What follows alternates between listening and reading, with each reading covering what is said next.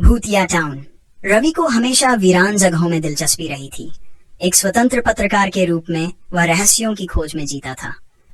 जब उसने पहली बार मध्य प्रदेश के घने जंगलों में बसे एक सुनसान गांव भूतिया टाउन के बारे में सुना, तो वह इसे जानने के लिए बेचैन हो उठा।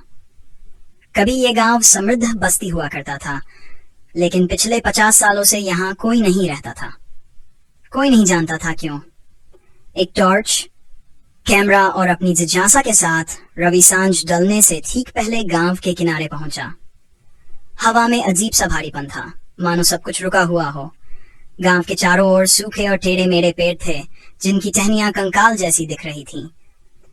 प्रवेश द्वार पर जंग लगा एक बोर्ड लटका था, जिस पर लिखा था, दूर रहो, ये भूमि शापित है।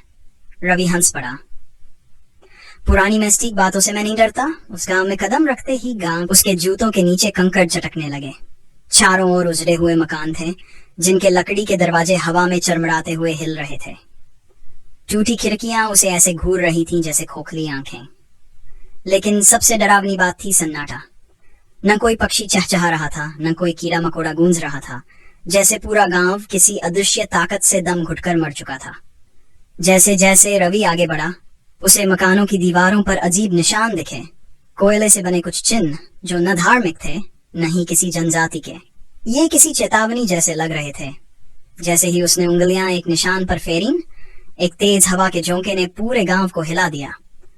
हवा बर्फ जैसी ठंडी हो गई और दूर कहीं एक औरत के रोने की आवाज गूंज उठी। रवि के रोंगटे खड़े हो गए।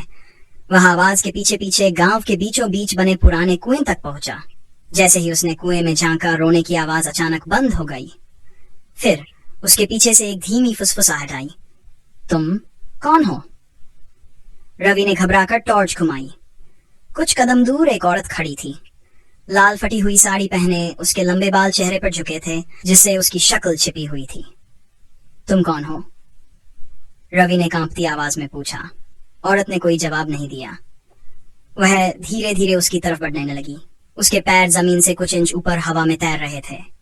जैसे जैसे हवा तेज हुई, उसका चेहरा धीरे धीरे ऊपर उठा। रवि की सांसें थम गईं। उसकी आंखें काले खाली गड्ढों जैसी सीधे रवि की आत्मा में झांक रही थीं। उसका मुंह स्वाभाविक रूप से चौड़ा खुल गया, अंदर से खून से सने नुकीले दांत छलक रहे थे। रवि चीखता हुआ पीछे हटा और भागने लगा। लेकिन जितना वह दौड़ा, गांव का नक्शा ही बदलता गया। गलियां मुड़ मुड़कर अलग हो जाती, मकान अपनी जगह बदल रहे थे। वह फंस चुका था। तभी चारों ओर से फुसफुसाहटें गूंजने लगीं। तुम्हें यहां नहीं आना चाहिए था। ये गांव अब हमारा है। हमारे साथ आओ। अचानक अंधेरे से दर्जनों हाथ निकले, उसके कपड़ों और त्वचा को जकड़ लिया। वह चीखा, लेकिन वह अंधेरे में घसीटा जाने लगा। अगली सुबह भूतिया टाउन फिर शांत था। रवि के वहां होने का एकमात्र सबूत था उसका टूटा हुआ कैमरा कुएं के पास पड़ा हुआ। और अगर कोई सांस ढलने से पहले ध्यान से सुने, तो फिर वही फुसफुसाहटें सुनाई देने लगती।